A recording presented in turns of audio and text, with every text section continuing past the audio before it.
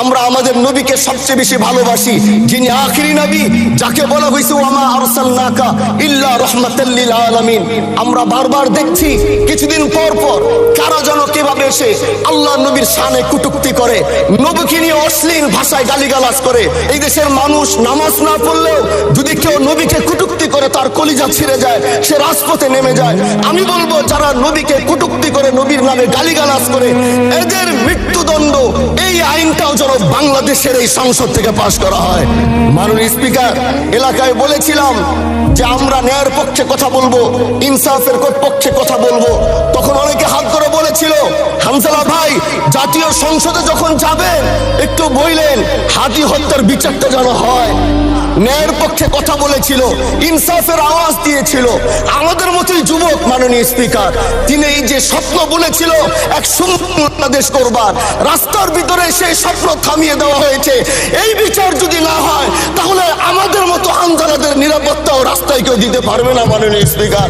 এই জন্য আপনার মাধ্যমে আমি বলতে চাই, হাদি হত্যার বিচার যেন সুনিশ্চিত করা হয়।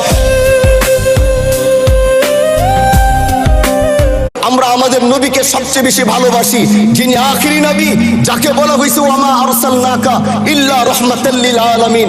আমরা বারবার দেখছি কিছুদিন পর পর কারা যেন কিভাবে এসে আল্লাহ নবীর শানে কটূক্তি করে, নবীকে নিয়ে অশ্লীল ভাষায় গালিগালাজ করে। এই দেশের মানুষ নামাজ না পড়লেও যদি কেউ নবীকে কটূক্তি করে তার কলিজা ছিঁড়ে যায়, সে রাজপথে নেমে যায়। আমি বলবো যারা নবীকে কটূক্তি করে, নবীর নামে গালিগালাজ করে, এদের মৃত্যুদণ্ড এই আইনটাও যেন বাংলাদেশের এই সংসদ থেকে পাশ করা হয়। মাননীয় স্পিকার, এলাকায় বলেছিলাম যে আমরা ন্যায়ের পক্ষে কথা বলবো, ইনসাফের পক্ষে কথা বলবো। তখন অনেকে হাত ধরে বলেছিল, হামজালা ভাই জাতীয় সংসদে যখন যাবেন একটু বললেন হাদি হত্যার বিচারটা যেন হয়। ন্যায়ের পক্ষে কথা বলেছিল, ইনসাফের আওয়াজ দিয়েছিল। আমাদের মতোই যুবক মাননীয় স্পিকার, তিনি এই যে স্বপ্ন বলেছিল এক সুন্দর বাংলাদেশ করবার, রাস্তার ভিতরে সেই স্বপ্ন থামিয়ে দেওয়া হয়েছে।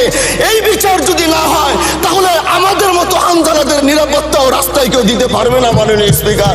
এই জন্য আপনার মাধ্যমে আমি বলতে চাই, হাদি হত্যার বিচার যেন সুনিশ্চিত করা হয়।